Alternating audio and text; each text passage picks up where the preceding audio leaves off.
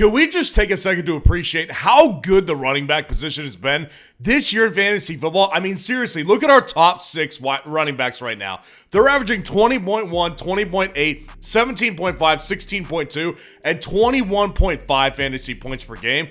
That's what our top 5 running backs are doing right now. And our top 6 running back, 17.1 fantasy points per game. So when we get into this first tier, highlighted by Joe Mixon, Saquon Barkley, Devon Achane, just understand that their matchups are the best of the week. There's no slight to any of these guys below them. With Joe Mixon versus Tennessee, obviously Tennessee's not the worst defense in the world, but they are attached to one of the worst offenses, meaning that the Houston Texans should be able to take full advantage. Now, I want to make this 100% clear too. Joe Mixon is matchup proof, basically. He really does not struggle when he takes on a tougher defense. He just absolutely blew the Cowboys up, obviously, but Joe Mixon is averaging more fantasy points per game than any other running back this year. That's because matchups just don't matter to Joe Mixon. And then with Saquon Barkley at the Los Angeles Rams, matchups don't particularly matter for him either, I don't think. I think what it is the Philadelphia Eagles sometimes stray away from him depending on what their game script they're wanting to do is. They're a more inconsistent offense as far as what they do on a weekly basis.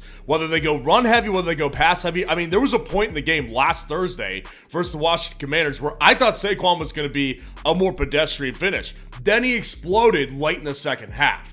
That's what Saquon can do because he's great. It all comes down to what they decide to feed him. But I think this game versus the Los Angeles Rams will be one of his good games. And then with Devon Achane versus the New England Patriots, game script's going to be in their favor again. New England can't really score any points, and they turn the ball over quite a bit as well, leading their defense to being on the field a ton. And Achane is simply just matchup proof as well. It doesn't matter the matchup. This guy is too important on the ground for them and too important through the air for them. He's going to be fantastic again. And like the video, subscribe to the channel to show your support, and I'm giving away 5 free FN hats when I hit 18,000 subscribers. And the way to qualify to get one is to go down there, drop a like on this video, and subscribe to the channel to show your support. So getting into our next tier right here, Derrick Henry at 4 and Jahmyr Gibbs at 5. Now with Derrick Henry at the Los Angeles Chargers, I will say this about Henry.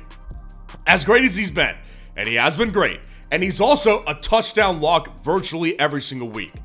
Derrick Henry is a little bit matchup dependent. You've seen him the last 2 weeks take on tougher opponents. Last week against the Pittsburgh Steelers, he has a little bit more down games. Now, the Steelers definitely made them stray away from the run because Henry wasn't as effective on the ground as he has been for the majority of the year.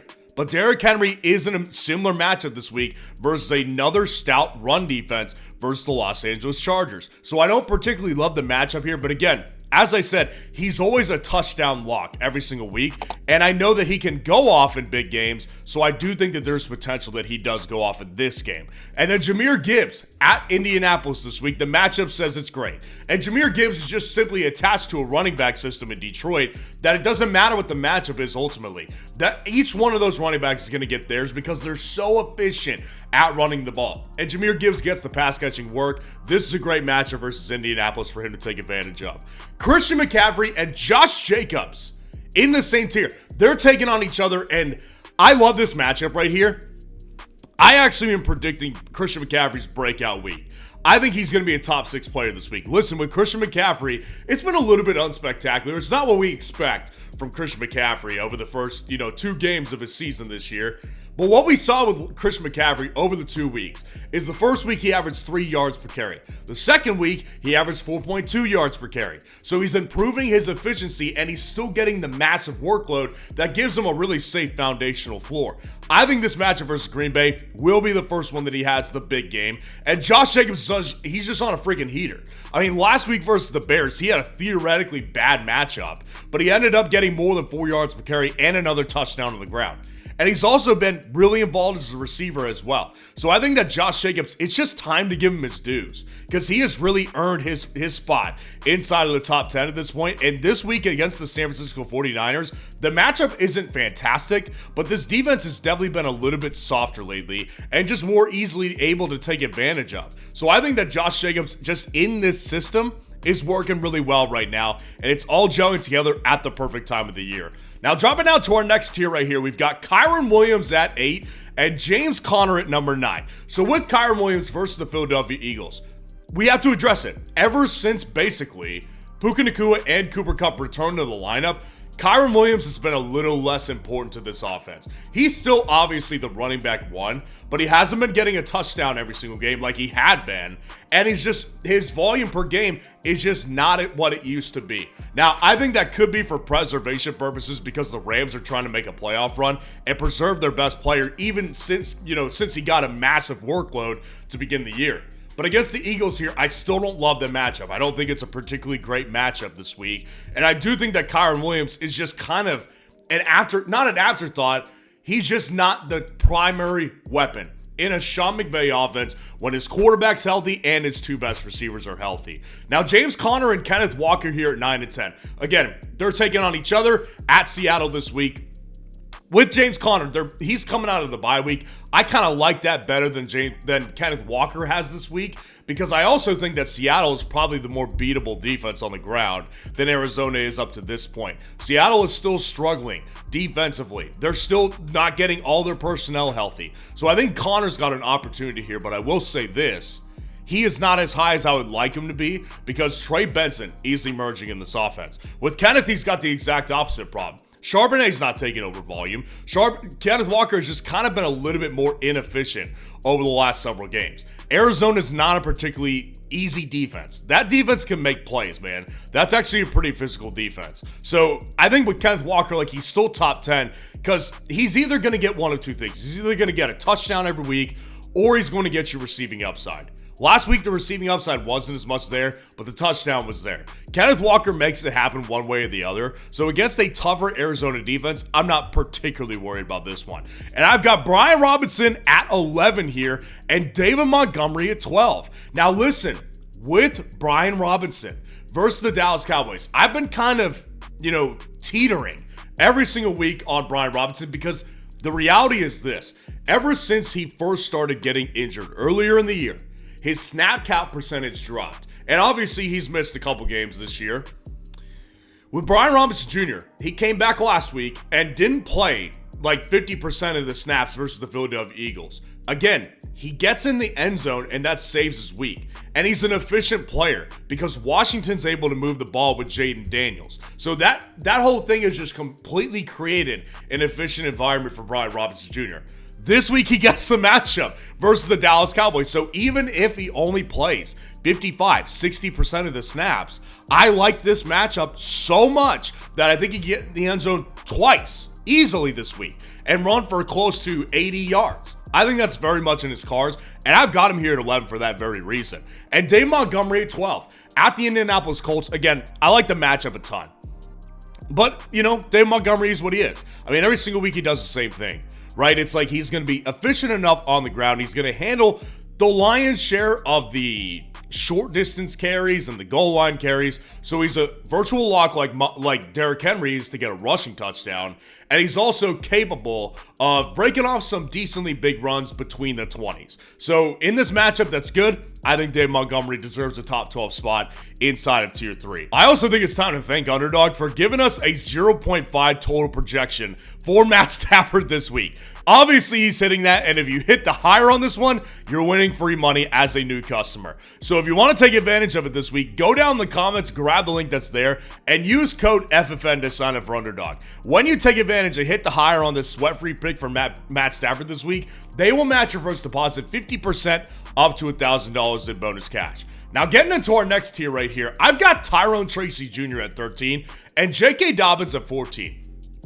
Now, with Tyrone Tracy Jr., he's coming off the bye week as well. And obviously, the big headline this week is Daniel Jones gets benched for Tommy Cutlets. It's a big story, and some people I've seen say, I think he's going to be better than Daniel Jones. Listen, I don't think that's impossible to conceive right there, but I ultimately just like the matchup. Tampa Bay is a beatable defense. We've seen it all year. Wide receivers, running backs, quarterbacks, all able to beat Tampa Bay. I think Tyrone Tracy Jr. is a better option than a lot of these guys in this same tier because Tyrone Tracy Jr.'s involvement in this offense and his efficiency, it's really set in stone.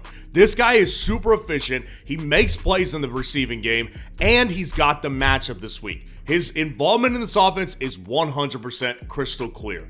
And then with J.K. Dobbins here versus Baltimore, there's several issues to this one, but I have myself found that I kind of like him. J.K. Dobbins, Baltimore is tough on the ground.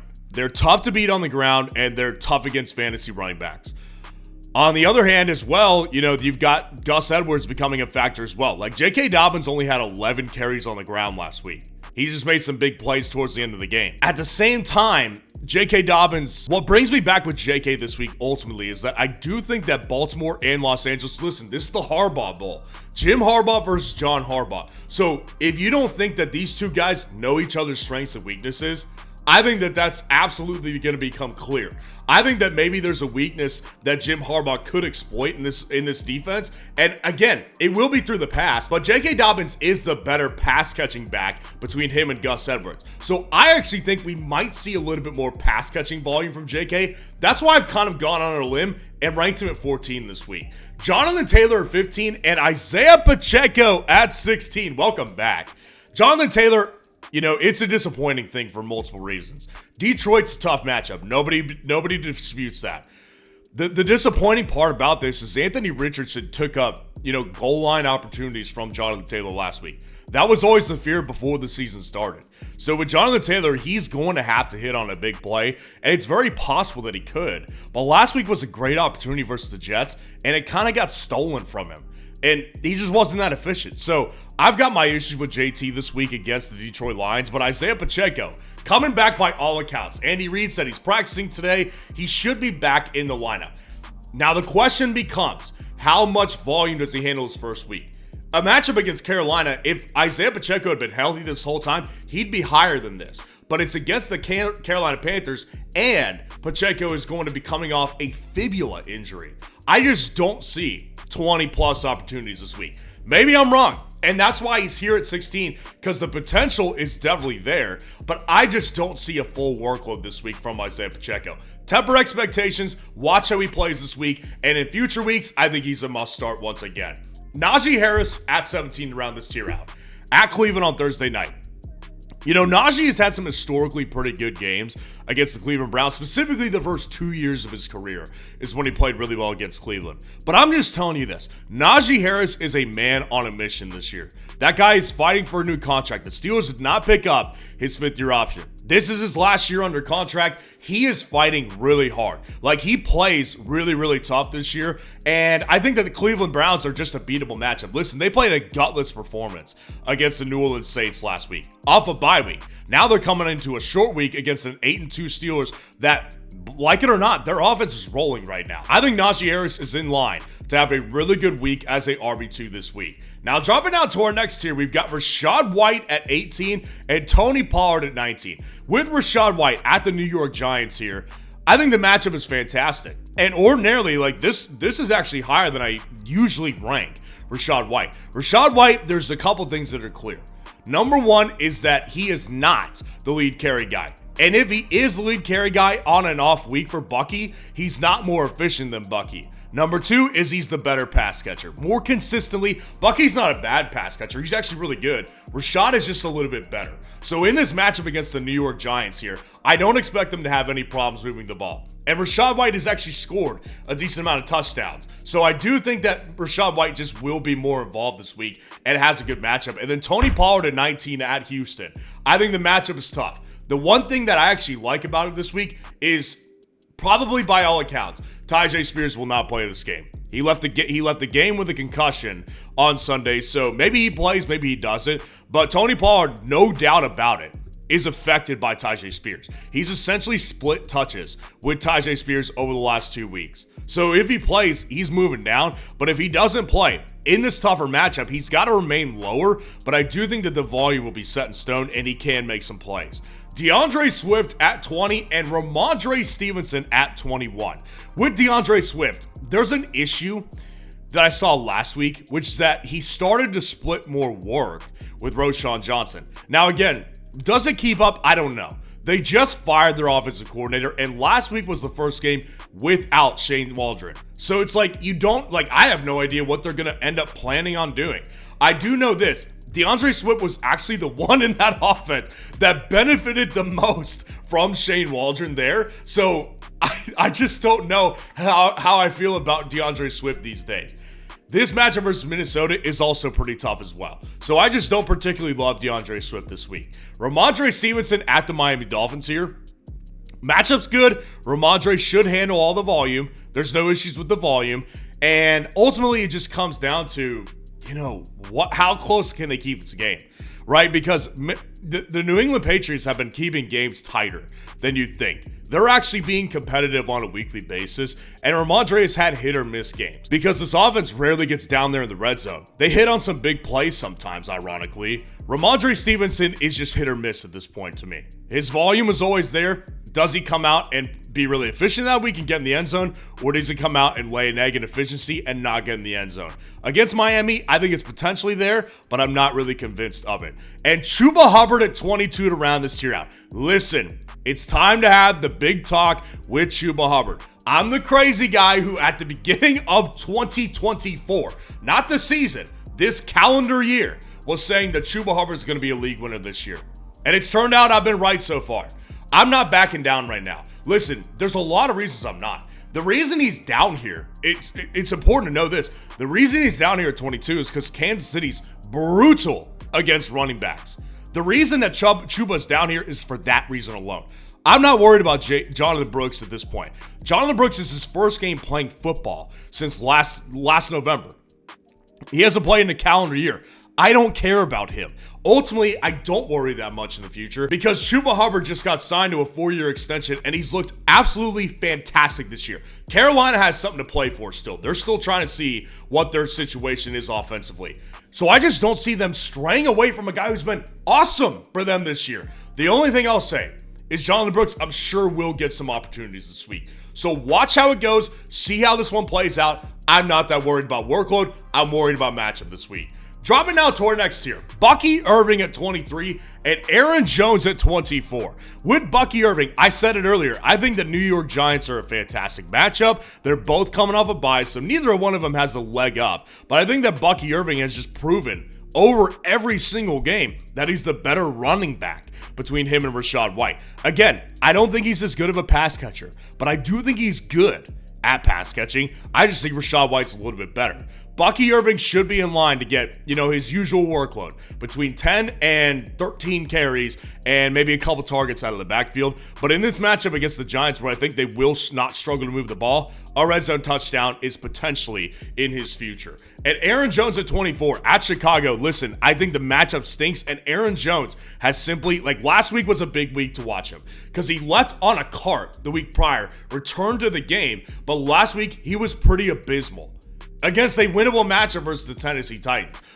This guy is not fully healthy, and it shouldn't be expected that all of a sudden he gets fully healthy and handles a workload.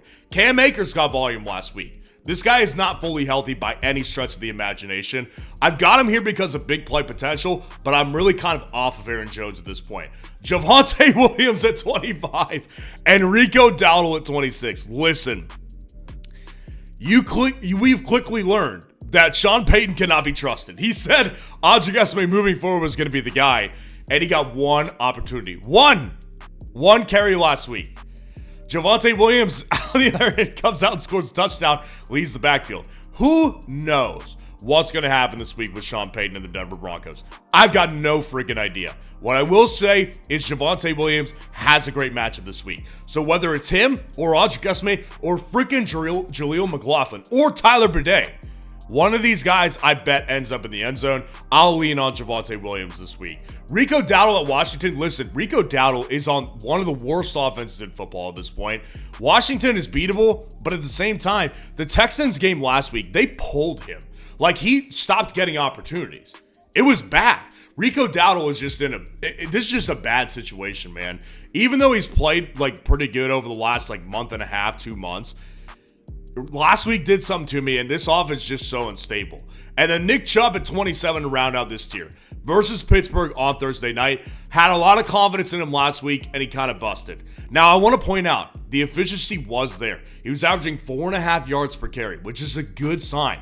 But 11 carries last week was his lowest since his first game back. So they clearly don't have enough confidence in this guy. And Pittsburgh is super stout against the run. Stay away from Nick Chubb this week. Dropping down to our last tier. uncertainty hour right here. Audric Estime, Roschon Johnson, Jaylen Warren. Audric Estime against the Raiders. As I said earlier, who knows who's going to play the most out of this running back group. But I did also say this. There will be a rushing touchdown. I'm betting on it.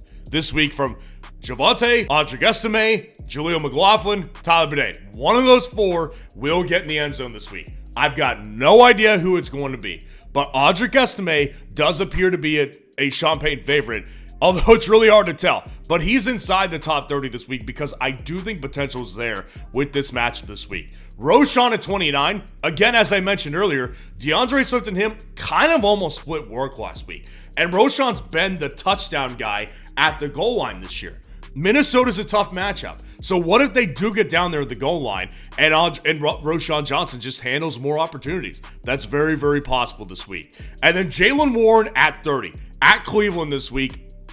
Listen, Jaylen Warren is definitely taking a backseat to Najee, but he still does have a role that's important enough to where he can pop off big plays. Like, he's the definitely more efficient guy and more explosive guy between him and Najee. I think that this matchup is good enough this week for him to get back in the end zone. We haven't seen a big game yet from Jaylen Warren like we did last year. I think it's possibly coming this week against Cleveland, but obviously don't rank him much higher than this. So let me know how your team's starting to look this week, and if you want to see the top 12 defense rankings for this week, click on this video right here.